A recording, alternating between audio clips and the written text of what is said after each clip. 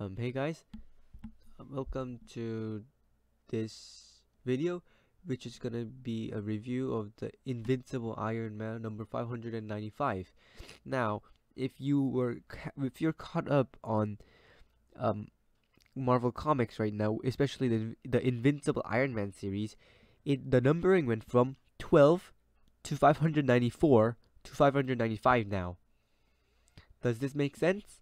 No, but that's apparently what they're doing because they're going back to legacy numbering, which is which means that the which means okay. So if you're wondering about legacy numbering, the 595 means that there were 595 Iron Man comics in the history of Iron Man.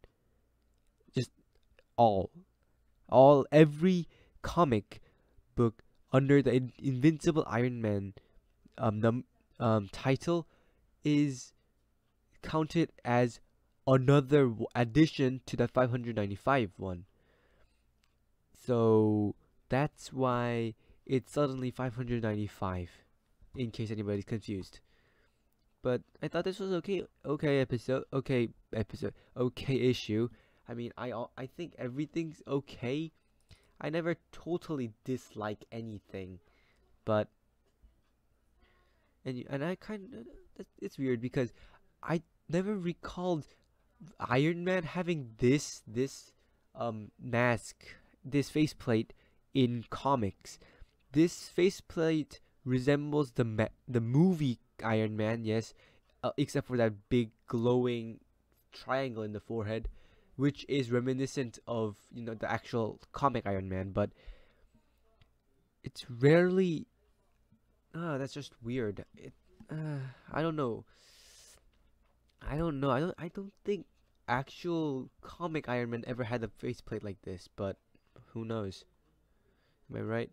So, also one of the things about this comic was that like the art style continuously keeps on changing. Like here, the art style's more like defined, like crisp lines with more, more, how should I say it?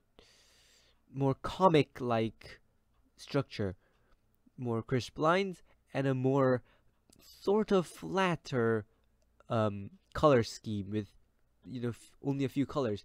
This one is more, how should I say it? More like more kind of like more art like art style. I don't know how I should say it, but I should say this kind of reminds me of Life is Strange compared to that other art style. But anyway, Victor Von Doom, yeah, Doctor Doom is a good guy now, in case you didn't know. Yeah, and he's trying to make up with his crush, his ex, who's also pointing a gun at him and saying that nope, I don't want you. Also, if you'll notice, if you'll notice, that's prenatal fluid, meaning that she's probably pregnant or something. I don't know. I am not a doctor. I'm not a doctor or a nurse, so I wouldn't know. So he just wisps away, and we cut back to Riri Williams. She's flying off. I don't actually remember what happened last time. There must have been some kind of fight, but I kind of forgot. Anyway, she's talking to AI Tony. Yes, Tony nearly got killed, was put in a coma, and but instead left behind a AI version of himself, and also sort of, kind of, he came back to life, kind of. Anyway, so he's like, hey, can you get Doctor Strange or anything? But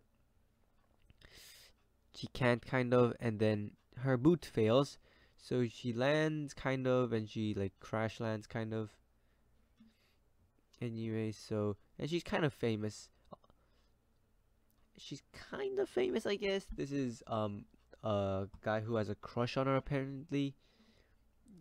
So she walks in, and then she finds that Stark Industries, who's controlled by a board, hired some people to come in and, how should I say it, take all of Riri Williams' stuff because they thought that since Riri Williams used reverse engineered Stark tech to make weapons, to make her suit, they think that they own all of her research. I mean, that's what I'm getting out of it. I'm not exactly sure about that. So, so there's this, and then she says, and then she threatens, kind of, sort of threatens slash blackmails them, saying that they're recording from 17 different cameras, and then says that if you don't want me to make a big scene about this and like get it all on the headlines, get out. That's essentially what she's saying. So they agree, kind of, and we cut to this scene, which is actually Tony Stark, the actual Tony Stark, who came back to life, although he wasn't technically dead in the first place. Oh my god, it's just confusing. But anyway, he's in one of his older suits, and like he's like, oh, he found her mother found him and stuff, and she explains that he managed to make changes and stuff, and then saying that his system rebooted. That means that what saved me could only save me the one time. So much for being immortal. Probably meaning that he did something to his body to try and make himself immortal, but it's only one time. And also something's kind of off, since she can kind of hold him up, like carry him, and Mary James comes in, and then everybody else comes in, which is where it starts to get a bit surreal. And like James Rhodes suddenly comes in with this sudden appearance of Captain Britain. Don't know why that guy's there, but apparently so. And there's Wolverine. Apparently he's back from the dead too, and it all turns out that he was hallucinating all of it. And in the south of France, Doctor Doom comes to his house, and he's thinking, when these guys, who are bad guys, but they were kind of sold out by Doctor Doom after he turned good, and he's like, oh man, I could have killed you, but I didn't. I just wanted to gloat. And then he appears to shoot him, but there's this, I don't know what this is. Yes, and then here it is, Miss Armstrong. That's Tony Stark's mother's real name. Is talking to Nova, Vision, Black Panther, Captain Marvel, Iron Fist, Captain America, Miles Morales, Spider-Man, Luke Cage, Miss Marvel. Don't know who this is, although it apparently, oh yeah, Daredevil, the Wasp, and Jane Foster, aka Thor, the mighty Thor. The mighty Thor demands your presence. And he's like, so she's like, oh, all of them are like, we have no leads. So she's like, Friday, where is he? Like, Friday's like, I don't know, I'm not in his head. And then she suddenly realizes that Tony AI is literally the copy of the actual Tony Stark's brain, meaning that he would know everything that the actual Tony Stark knows.